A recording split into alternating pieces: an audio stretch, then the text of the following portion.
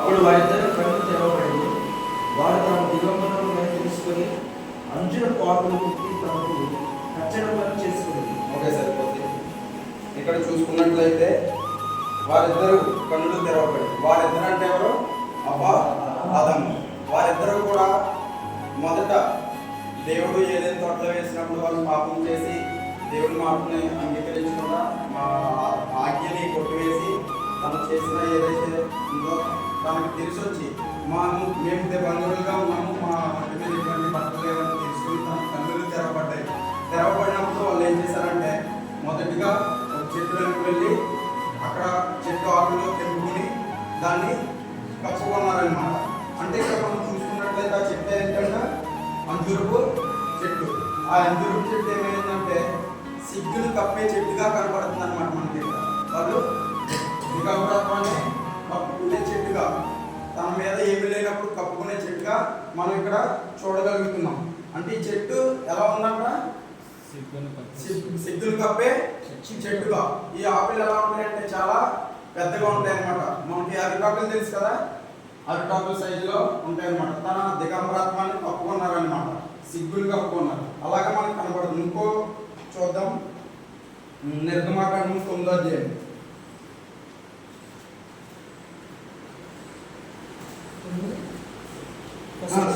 న్యాయాధిపతులు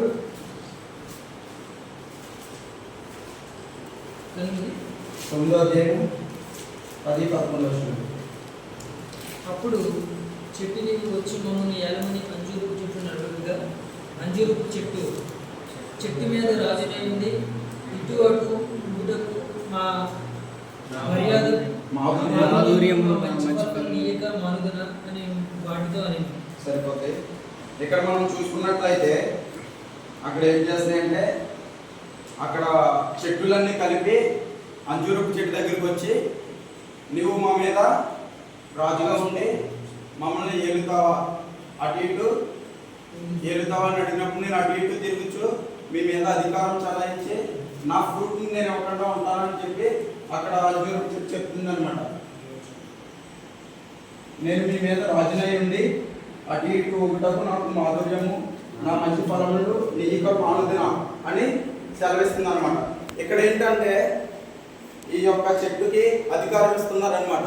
అధికారం ఇస్తున్నప్పుడు ఈ చెట్టు ఏం చెప్తుందంటే నాకు ఎటువంటి అధికారం వద్దు, నేను నా ఫ్రూట్స్ ద్వారా, నా యొక్క పండ్ల ద్వారా నేను మీకు మాధుర్యాన్ని తెలియచేస్తాను, నా యొక్క గుణాలను మీకు తెలియచేస్తాను తప్ప నేను నాకు అధికారం ఎటువంటి అధికారం వద్దని చెప్తుంది అనమాట.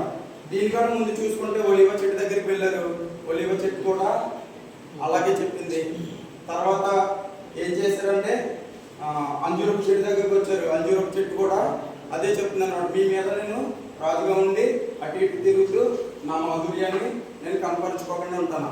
ఇక్కడ మనం చూసుకున్నట్లయితే చాలామంది మన సంఘంలో కూడా అధికారాన్ని కోరుకుంటారు, అవునా కదా? చాలామంది అధికారాన్ని కోరుకుంటారు. కొంతమంది అయితే సంఘంలో ఎటువంటి పనులు చేసినా లేదంటే కోటాలకి సభలకి అమౌంట్ ఇచ్చినా మనం రాసుకుంటాం కదా. తర్వాత అంతా అయిపోయిన తర్వాత పలానా వ్యక్తి పలానా చేశాడు, పలానా చేశాడని చెప్పినప్పుడు కొంతమంది వ్యక్తులు చెప్పడం మానేస్తాం. అలాంటి సమయంలో ఏదైతే మనం పేరు చెప్పలేదో ఆ వ్యక్తులు అడుగుతారనమాట. అంటే నా పేరు చెప్పలేదు, నేను ఈ పని చేశాను కదా, చాలా కష్టపడ్డాను కదా, సంఘంలో నేను చాలా బలమైన కార్యాలు చేశాను కదా, లేదంటే నేను 10,000 ఇచ్చాను, 20,000 ఇచ్చానని చెప్పి చాలామంది నా పేరు చెప్పలేదని బాధపడుతూ ఉంటారు అనమాట, అడుగుతూ ఉంటారనమాట. ఇలా ఉంటున్న తరుణంలో ఏం చెప్తుంది అనమాట, చాలామంది అధికారాన్ని కోరుకుంటున్నారు. అలాగే ఈ చెట్లన్నీ కూడా వచ్చి అధికారాన్ని ఇస్తున్నాయి అనమాట. ఎవరికి? అంజూరపు చెట్టుకి.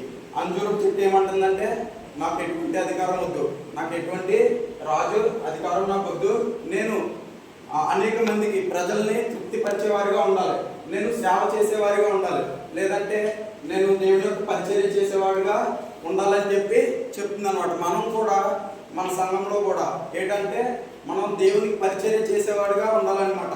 మనం సేవ చేసేవాడిగా ఉండాలి తప్ప అధికారాన్ని ఎప్పుడు మనం కోరుకోకూడదు.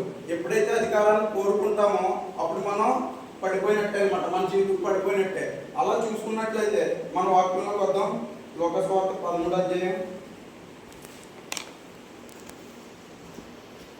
అక్కడ ఆ యజమానిని చూసుకున్నట్లయితే యజమాని దేవుని కింద మనం పోల్చుకోవచ్చు అనమాట. ఓకేనా? ఆ యజమాని మనం దేవుని కింద పోల్చుకోవచ్చు. తోటమాల ఉన్నాడు కదా, తోటమాలను అయితే యేసు ప్రభు వారి కింద పోల్చుకోవచ్చు. ద్రాక్షావనం అంటే మనం సంఘం కింద పోల్చుకోవచ్చు అనమాట. ఈ చెట్టు ఏదైతే ఉందో ఆ చెట్టుని ఒక సేవకుడి కింద పోల్చుకున్నాం. సేవకుడు ఎలా ఉంటే సంఘం ఫలిస్తుంది, సేవకుడు ఎలా ఉంటే సంఘం ఫలిస్తుందో తెలుసుకుందాం. సేవకుడు తనలో ఫ్రూట్స్ లేకుండా, తనలో దేవుని యొక్క కృప లేకుండా సంఘాన్ని చూసుకున్నట్లయితే సంఘం ఫలించగలదంటారా? సంఘం కావాల్సిన వాక్యాన్ని మనం ఇవ్వకుండా, సంఘం కావాల్సిన జీవాహారాన్ని మనం ఇవ్వకుండా ఉంటే సంఘం ఫలిస్తుందా? దేంట్లో ఫలిస్తుంది? దేంట్లో కూడా ఫలించకుండా ఉండిపోద్ది అనమాట. అదే మనం కీర్తన 1వ అధ్యాయంలో చూసుకుంటే, కీర్తన 1వ అధ్యాయం 3వ వచనం, అతడు నీటి కాలువలో ఎవరు నాటబడినదై ఆకువాడక తన కాలమందు ఫలమిచ్చు చెట్టు వలె ఉండును. ఓకే, సరిపోతే.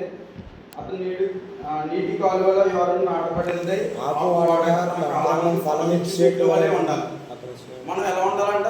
ఫలమిచ్చు చెట్టు వలె ఉండాలి. మనం ఎప్పుడైతే మన ఫ్రూట్స్ ఇస్తామో, మనం ఎప్పుడైతే సరైన ఆహారం పెడతామో, మన ఎదురున్న వ్యక్తి లేదంటే మనమే కావచ్చు, మంచి ఆహారం తీసుకుంటేనే బలంగా ఉండగలుగుతాం. అలాగే ఈ యొక్క జీవాహారాన్ని మనం డైలీ తీసుకుంటే ఎలా ఉంటుంది? మన జీవితం ఒక గొప్పగా ఉన్నతమైన స్థితిలో దేవునిలో ఎదగలుగుతాం అనమాట. మనలో మెయిన్గా కావాల్సింది ప్రార్థన అనేది ఖచ్చితంగా మన జీవితంలో ఉండాలి. ఎప్పుడైతే మనం ప్రార్థనలు ఎదగలుగుతామో ఆటోమేటిక్గా దేవునితో కనెక్ట్ అవుతాం అనమాట. ఎప్పుడైతే దేవునితో కనెక్ట్ అవుతామో వాక్యం చదవగలుగుతాం. వాక్యం ఎప్పుడైతే చదువుతామో మన శరీరానికి బలాన్ని, మన ఆత్మీయ జీవితానికి బలాన్ని పొందుకుంటాం అనమాట. ఇప్పుడు ఏం చేయాలంటే మనం అతడు నీటి కాలువలో ఎవరు నాటబడినదే, మనం ఏం చేయాలంటే దేవుని దగ్గర నాటబడిన వారిగా ఉండాలన్నమాట. ఎప్పుడైతే మనం దేవుని దగ్గర నాటబడతామో మనకు కావాల్సిన పోషక పదార్థాలన్నీ వస్తాయి. ఎప్పుడైతే చెట్టు నీరు దగ్గర ఉంటే ఎలా ఉంటుంది? పచ్చగా అనేక ఫ్రూట్స్ ఇస్తూ దానికి కావాల్సిన పోషకాలన్నీ తీసుకుని ఏం చేస్తుంది? అందరికీ తన యొక్క ఫ్రూట్స్ని ఇస్తుంది. అలాగే మనం కూడా ఏం చేయాలంటే, సేవకులమైన మనం, దేవుని పరిచర్యకు వచ్చిన మనం ఏం చేయాలంటే ముందుగా దేవుని దగ్గరికి వెళ్ళాలన్నమాట.